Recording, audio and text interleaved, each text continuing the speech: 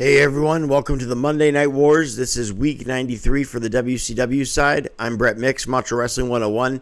This is the 100th episode of Nitro with the Lex Luger Hollywood Hogan World Title match, so it's a big episode. Just want to say hit like and subscribe if you're enjoying these reviews. I enjoy pumping them out, but since this is a 3-hour episode, the first 3-hour episode in Nitro's history, let's get right to it, do it in under 10 minutes. Nitro beats Raw for the 56th week in a row this week. The scores were 4.4 for Nitro to Raw's 2.7, so they win by a total of 1.7. That's a huge disparity in the ratings between both companies. So through the 93 weeks, Nitro now has 74 wins. WWF has 17 wins and 2 draws. So Nitro's kicking ass pretty much. Again, 56th week they've won in a row. So this is the huge winning week, 4.4 in the ratings. Shivani welcomes us for the show from Auburn Palace in Detroit, Michigan on August the 4th, 1997, live on TNT. They open up with the Nitro Girls on stage in red and white, if that matters. The NWO's music hits from the very beginning of the program. This is the World Wild Go-Home show not Slim Jims, but to WCW NWO World Wild 97 in Sturgis. That's the word I was looking for. I knew it started with an S. In Sturgis, Road Wild. It would be this Saturday, actually, instead of this Sunday, because it's a Saturday night pay-per-view. The NWO is all smiles. Bischoff and Hogan come to the ring. Everybody's wearing an NWO or Austin 316 shirt in the crowd. Hogan cuts a promo on Luger. Bischoff calls him dumb as a brick. Hogan says, if you mess with everyone, you mess with the whole gang for life. Hogan says the WCW is so cocky and did their paperwork and went behind Bischoff to get this world title match. But Hollywood Hogan says Luger will pay as he drags Luger through the mud, proving that Hogan made wrestling. Today says Luger has history on his side when he scored a non-title win, rocking Hollywood Hogan just a month ago for a non-title match. Zbyszko says it's time for Sting to make a stand. What will he say tonight if he says anything? He hasn't spoken in a year. They kick things off with Mortis and Hennig inside the ring. Mortis has Vandenberg as his manager, and Kurt Hennig with a big drop kick to Mortis, and Vandenberg jumped on the apron distracting Hennig. Mortis's offense doesn't last long as Hennig hit a running knee lift. A lot of good moves in this match by Hennig. A lot of good offense. Snapmare, Irish whip, and a perfect plex, even if it's not called the perfect plex because he's not Mr. Perfect in WCW. Gets him the 3. I rated it a 1.5 stars. They did a video package of Sting, basically highlighting what he's been up to in the last year. It was a good one. Dean Malenko and Jeff Jarrett with Deborah take on Chavo Guerrero and Hector Guerrero. Chavo and Malenko with a lot of good go-behinds and waistlock suplexes. They had some pretty good exchanges in this match. Malenko and Hector are chopping one another. Malenko goes for the Texas Cloverleaf and made him tap mid-ring as Double J comes out and knocks Chavo Guerrero off the apron. So I gave that match 2 stars. Mean Gene attempted to get a word with Raven. Steven Richards comes out with papers and tells Raven that he's worked for Ted Turner for 2 weeks to renegotiate his contract. Raven went for a punch, but Stevie blocked it and says, "You're not going to abuse me anymore." Raven remains unsigned, says Shivani. So more on that later in the upcoming weeks. The Giant took on 3 men, Joey Meggs, Lanny Lane, and Scott D'Amore, and he beat them all with choke slams. I gave it a 0.5 star. In under a minute, the Macho Man, who meets the Giant at Road Wild, comes out and goes, "Ooh, yeah, brother, brother, brother, brother, brother." He says he doesn't want any of the fight right here, so Giant goes after him, but Savage grabs Liz like he always does when he's in those type of predicaments.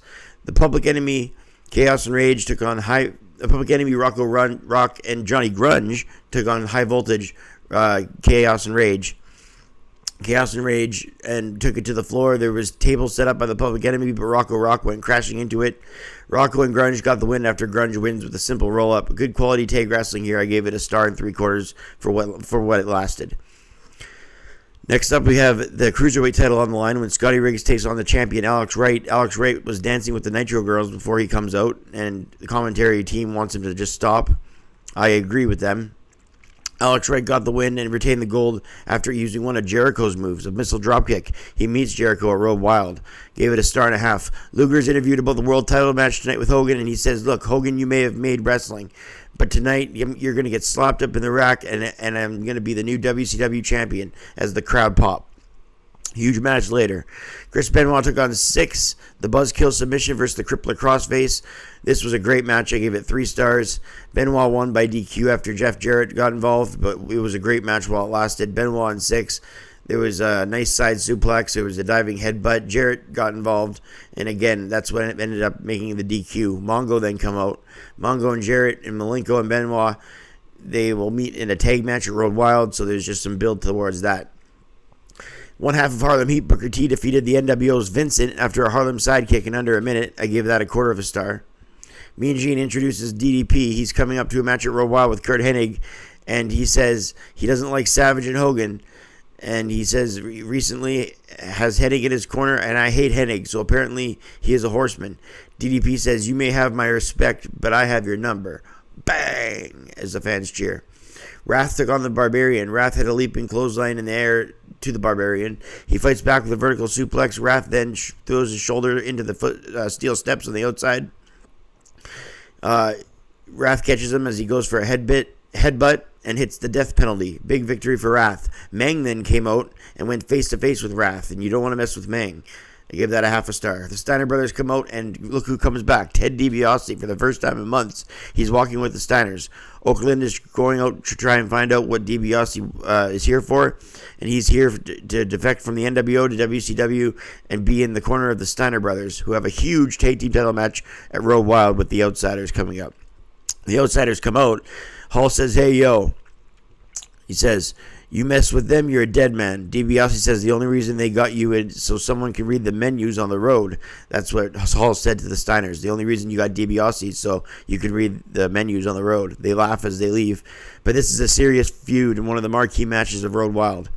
Conan then took on Psychosis, who's in red, with Sonny Ono. Conan of the NWO taking on the Psychosis. This is a pretty good match. I gave it a star and a quarter. It ended with a tequila sunrise as Conan made Psychosis tap.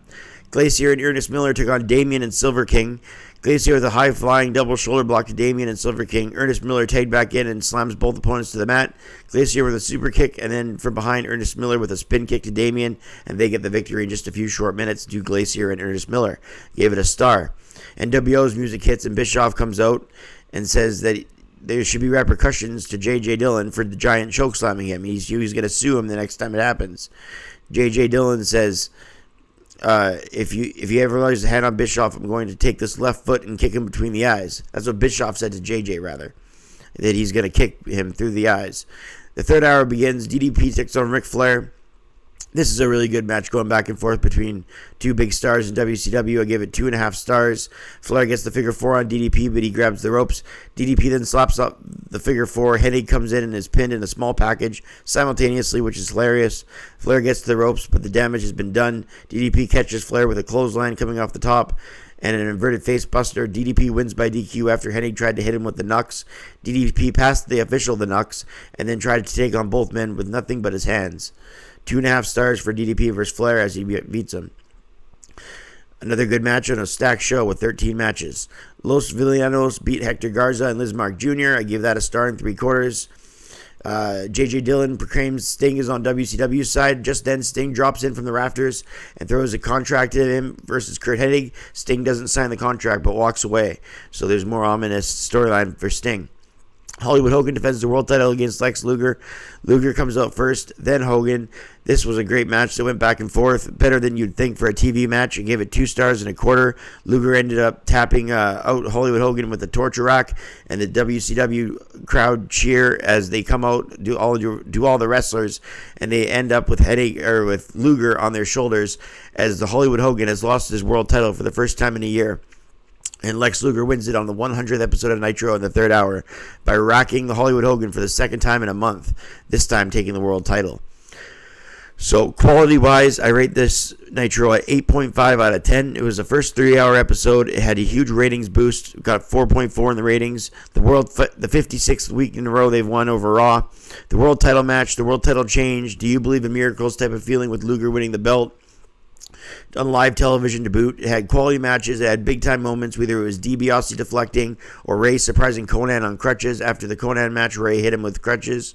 All the build to Road Wild, DDP's promo, domination of the Giant, and propelling Luger. The Horseman stuff, so many positives for WCW, even the Sting storyline continuing. So that does it for this episode of the 100th episode of Nitro. That's a 3-hour show wrapped up in 10 minutes by me, Brett Mix. If you're enjoying these, certainly hit like and subscribe. I enjoy doing them. So I'll catch you next time, guys. I'm out.